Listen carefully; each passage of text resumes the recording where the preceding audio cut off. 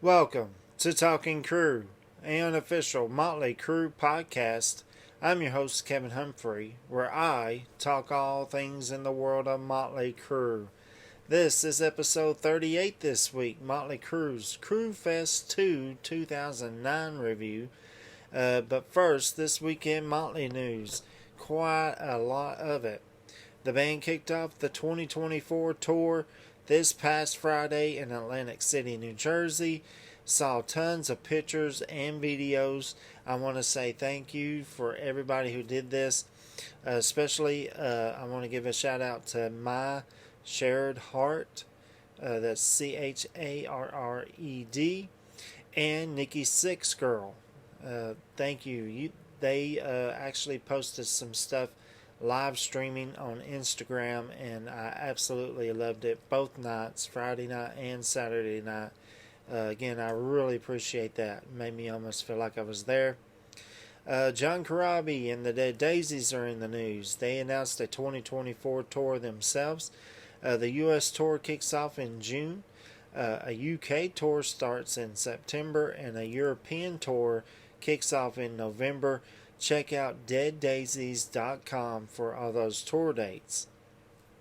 Motley Crue is selling the Dogs of War single on 7-inch red, white, and black splattered vinyl, colored vinyl at cruiseum.com, but the day it went on sale, they were already sold out. They were selling it for $19.81. 666 copies sold out in a less than a day. It wasn't up for long. So if you got one, write me a comment down below. Plus, that little band called 1981, aka Motley Crue, played at the Bowery Ballroom in New York City Monday night to a sold out crowd. There was over 600 people in this little club rocking out with Motley Crue. And again, I saw some videos and pictures from this. This absolutely looked incredible. Eddie Trunk was there. He actually had the band on his radio show yesterday. So if you listen to that, write me a comment down below. I caught some bits and pieces. I don't have Sirius XM, but my good friend Scott Weil was telling me some stuff that they had said. So I'll talk more about that in next week's Motley news. And Motley Crue announced a new show for Thursday, September the 26th at the Hard Rock Hotel and Casino in Hollywood, Florida. Tickets went on sale 2 days, so go get your tickets if you live in or around Hollywood, Florida. I know one of my friends, Ruthless, she has got her tickets today, so that's awesome. Have fun time at the show. Plus, Mick Mars' birthday was this past Saturday, so happy birthday, Mick Mars. And that's it for Motley news this week. I want to give out two more shout outs. Rock Girl 35 Muse on Instagram. Go check out her account. She's got some really cool pictures of Motley Crue and stuff. And who also subscribed, who's one of my new subscribers. And I also want to give a shout out to another new subscriber on Facebook. He's joined the Talking Crue Facebook page, Dave Rollins. So I'm happy that you guys are here. Get ready because I got a lot more stuff to talk about. Alright, so now let's get into this week's episode. This is episode 38, Motley Crue's Crue Fest 2 2009 review. On this week's episode, I'm just going to continue on with the timeline, and this is what the band did next. A little bit of a timeline here for you. The band continued to tour for the Saints of Los Angeles album. They went into arenas in the United States with opening acts like The Last Vegas, who I've been listening to here recently. They're really cool. Definitely check them out. Theory of a Dead Man, really cool band. And Hinder. Hinder's another really cool band you ought to check out. They also toured Europe with opening acts like Backyard Babies, who I haven't heard of, but I will definitely check them out this weekend. Uh, Duff McKagan, bass player for Guns N' Roses, he was an opening act for Motley Crue on the Saints of Los Angeles European tour. Plus, they also did festivals in Europe, like the Download Festival 2009. The Download is the name replacement for the Monsters of Rock in Donington. They also played Hellfest in France in 2009. And the band released a 20th anniversary of the album Dr. Feelgood as well. So there's your little timeline. So let's go info and facts on Crue Fest 2. This is the second year of Crue Fest, headlined, of course, by Motley Crue, the greatest band of all time, in my opinion. It took place during the summer of 2009. The tour took them throughout the United States. It didn't go through Canada this time around. It started July 19, 2009, and ended on September the 5th, 2009, playing outdoor shows like Crue Fest 1. But unlike Crue Fest 1, they added a second stage to the festival. This one they actually had a sponsor with Monster Energy. There were 5 bands on the second stage. The first one was a local band who won a radio contest at different cities, which was really cool. I mean, yeah, sign me up if I had a band, that is. Plus, there was Carvo, that's Cavro. They have Rev Theory, who I've actually heard of. They're really cool. 16 Second Stare, and Shram, that's SHRAM, was the headliner on the second stage. And then on the main stage, they had Charm City Devils, another really cool band. Drowning Pool, Theory of a Dead Man, like I mentioned earlier, they're really cool. I like them a lot. Godsmack, another really cool band I liked a lot. And of course, the headliner, Motley Crue. Now, on Crue Fest 2, to celebrate the 20th anniversary of the Motley Crue album Dr. Feelgood, the band held a press conference to announce Crue Fest 2, and they gave the tour dates. Plus, they announced that they would play Dr. Feelgood in its entirety for the very first time. In fact, this is the first album, and it's the only album that they've ever done this for. Now, the tour was a huge success, but there was tensions between Motley Crue and Godsmack. The band hasn't really said what happened, what was going on. Now, Godsmack has. Godsmack has said some things of what happened. They have said or have claimed Motley Crue didn't like them running around the hall when it was time for Motley Crue to take the stage. They had said that Motley Crue didn't want their friends backstage. All this kind of stuff. I don't know.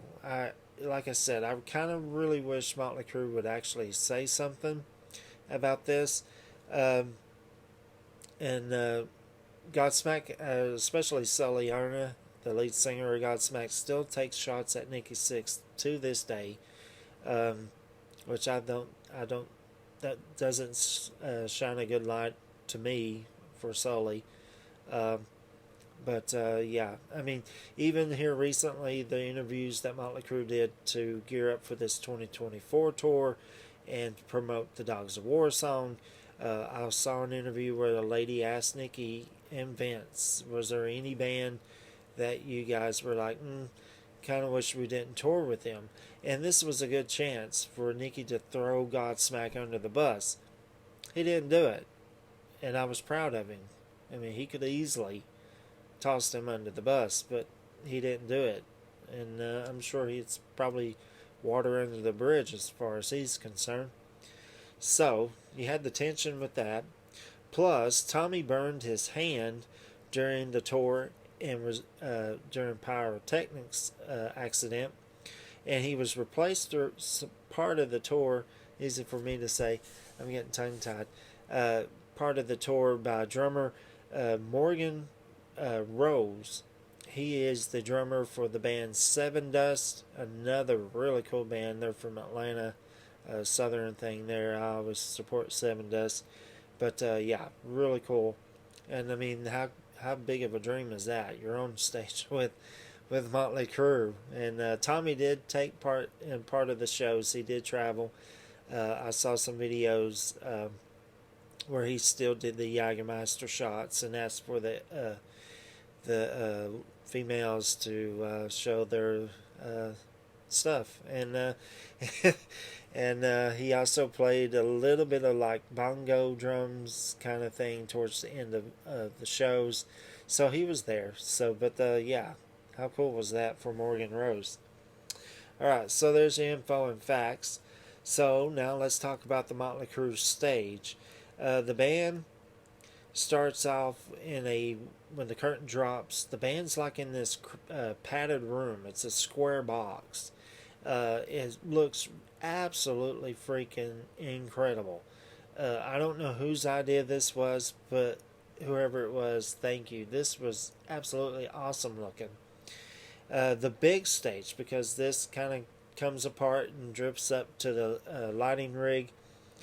The big stage has a big background with green tile, which matches the Motley Crue Dr. Feelgood album cover. There's those, I call them doctor lights, those big circle lights that beam on you, like if you're having surgery or something, they're hanging up. There's a big tall top ramp back behind Tommy Lee's drum kit. That's where the female singers and dancers are. Looks really cool. There's a huge video screen right back behind that as well. So, I mean, this stage was enormous. Yeah, and then Tommy's drum kit. I talked about this on the Crue Fest. It's huge. He changed it, or at least the cover of it. He has the Red Cross, like a medical symbol. So that's the stage. So now let's talk about the set list. The intro is Terror in Tinseltown, or TNT. There is a woman pushing, or a nurse pushing a humongous wheelchair, and then it kind of topples over. Maniac kind of busts out, and in a straitjacket, doctor runs over with this big huge shot, gives it to the patient, and then the curtain drops, and then Motley Crue starts off with song number 1, Dr. Feelgood. Like I said, the band's in a padded cell. Looks absolutely awesome. Towards the end, that's when it breaks apart, and you see the big, huge stage behind them. Song number 2 is Slice of Your Pie. Sounds fantastic. It's so good. Song number 3, Rattlesnake Shake. Absolutely awesome live. They haven't played this since 1991 during the Monsters of Rock tour or the Decade of Decadence tour. Song number 4, Kickstart My Heart. Absolutely incredible as always. Love it. Here's another thing that took me aback, because I hadn't watched Crewfest 2 videos in a while. There was no pyro. None at all. Then they go into song number 5, and that is Without You. Love this song live, and they play it in full. Then they go into song number 6, and that is Same Old Situation. Fantastic live. Love it as always. Song number 7 is Sticky Sweet. Absolutely fantastic live. It's so freaking good. Then they get to song number 8, She Goes Down. Now, they did play this a little bit on the Dr. Feelgood tour in Europe, but they quickly dropped it out of the set list. This works great live. It absolutely sounds great. Song number 9 is Don't Go Away Mad, Just Go Away. I'm not going to go in big detail. If you've been watching this or listening to this, you know how much I love this song. Absolutely fantastic live. Song number 10, and this ends the Dr. Feelgood album. Time for Change. This is the first time they ever played this song live. It was during this tour. Another one that sounds fantastic live. I love it. The drum part with Tommy at the end is incredible. Then when they finish the Dr. Feelgood album, Mick Mars does a guitar solo. He starts off with an acoustic, and then he goes into electric. And while he's playing, little sparks of pyro go off. They're not huge, but they're little bitty, kind of trickling down. Then they go into song number 11, Wild Side. Pyros here, fire, you name it. Awesome song live as always. Song number 12 is Live Wire. The icon song is what I call it. Incredible as well. As never gets old live for me. Song number 13 is Saints of Los Angeles. Fantastic. Now, I didn't find a whole clip of them playing this song. I saw little snippets like a minute long and here and there. But from what I saw, it looked great.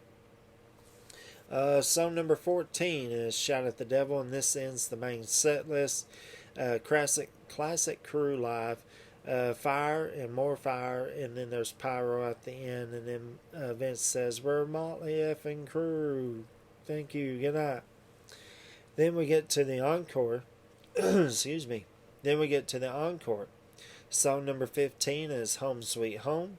They play it the way they've been playing it since the Crue Fest. Where Tommy starts on the piano, Mick comes out, starts playing a little bit on the guitar. Nicky and Vince come out. Nicky kind of slowly plays a little bit of bass note here and there while Vince sings the verse and the chorus, and then they have the crowd sing the last part of the chorus. Then Tommy goes to the drums and finishes out the song. Now, the video I watched was really cool because there's a part towards the end of the song, and if I can find it, I will post it in the comment section down below, is where Vince is finishing it, and he sits beside Tommy on the piano, and he has his arm wrapped around Tommy, and Tommy's just grinning from ear to ear. Vince is grinning from ear to ear. It's absolutely fantastic to see. Then they go into song number 16, Girls, Girls, Girls. Fantastic live. There's tons of fire and pyro. And then at the end, Vince says, "We're Motley mother effing Crue. Thank you. Good night. And as always, God bless." And that's the show. That's how it would be. Now, why no Crue Fest 2 DVD?